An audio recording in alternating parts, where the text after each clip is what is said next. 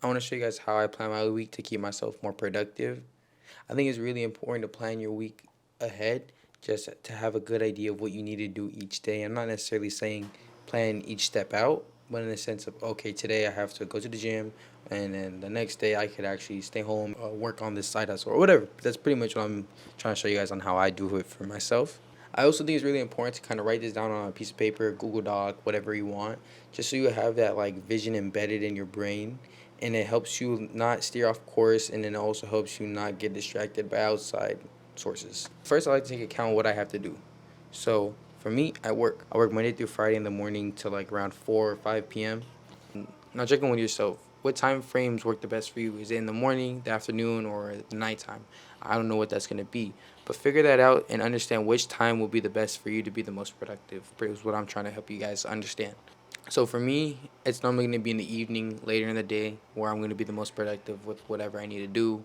Now I know a lot of you come home from school or work and you have some extra work to do from those two places. And what I have to say to that is put aside 2 hours, 2 hours, an hour and a half, depending on what you have to do, and make that the time to get that shit done as soon as you get home, because you need to do that. You need to make sure that your job is good, and everything to do with your regular 9 to 5 job currently or whatever school, that shit is good, so that you can get ready to do your other shit that you need to do on the side. So now you get home, say around 5 p.m.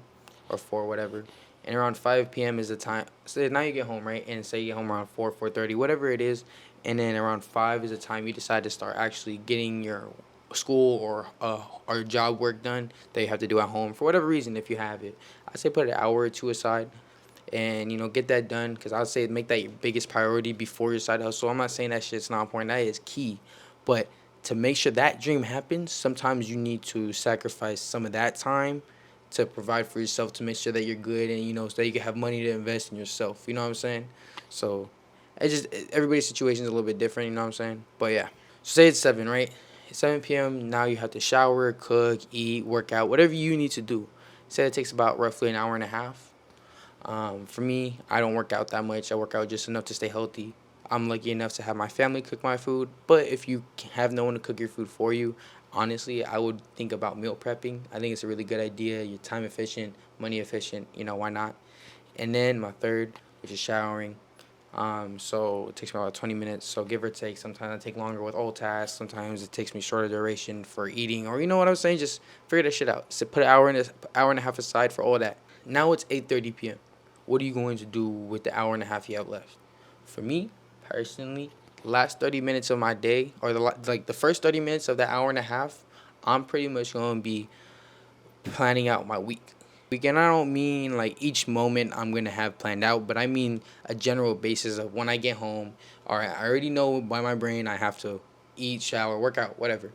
Then after that shit, what am I gonna be doing? Am I gonna be unproductive, or am I gonna be productive? I like to be productive, to be honest. I like to, keep advancing and shit. So, and each day I kind of like to have an idea of like, okay, I'm gonna record this type of video today. Then the next day I'm gonna record this type of video, or then this day I might go out all the way to SF and record a video like that. You know what I mean? So I'm not saying be super detailed, but have a good idea of like, I need to do this day, and it could go out a little bit different than I wanted to, but as long as I get it done. Cause sometimes you're doing something, but you just have a whole new idea, and you're like, oh, I'm gonna do this shit instead. So you feel me? You don't want to like plan. What was it? You don't want to have high expectations. You kind of just want to have high expectations in the sense of I have to do this and I'm going to do this amazing. But who knows? Maybe I might come up with a new idea. So that's what I like to do on my Monday, just because it kind of sets the tone of my week. Another thing is I hate the negative ideals people have on Mondays and Fridays. And I guess Friday's a little bit different, but it is a negative way to think. So let me explain.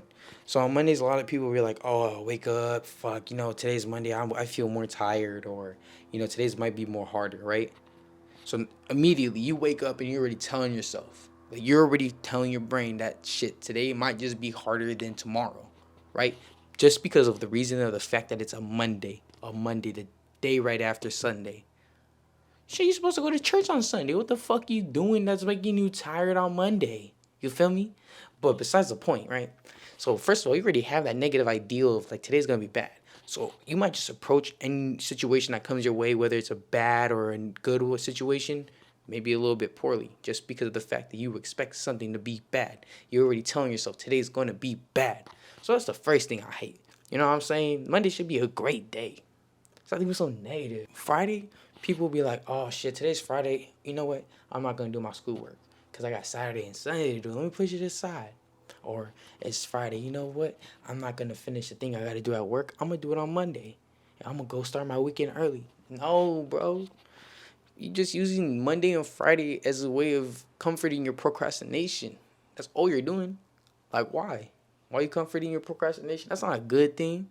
You know what I'm saying? And that's why I was saying, like, I'm not saying Friday's a negative thing. It's like you actually look at Friday in a positive way when you're actually procrastinating your work for what you had to do. So you Friday, you're like, damn, you know what? I'm gonna start my weekend early. Matter of fact, I'm gonna push this shit aside.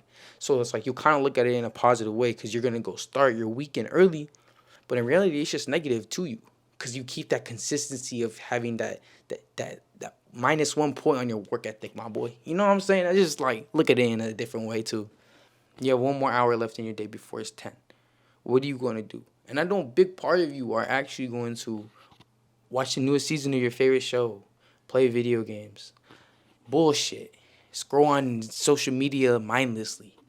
Have fun with that. Because at the end of the day, majority of that won't elevate you, won't help you gain shit. You know what I'm saying?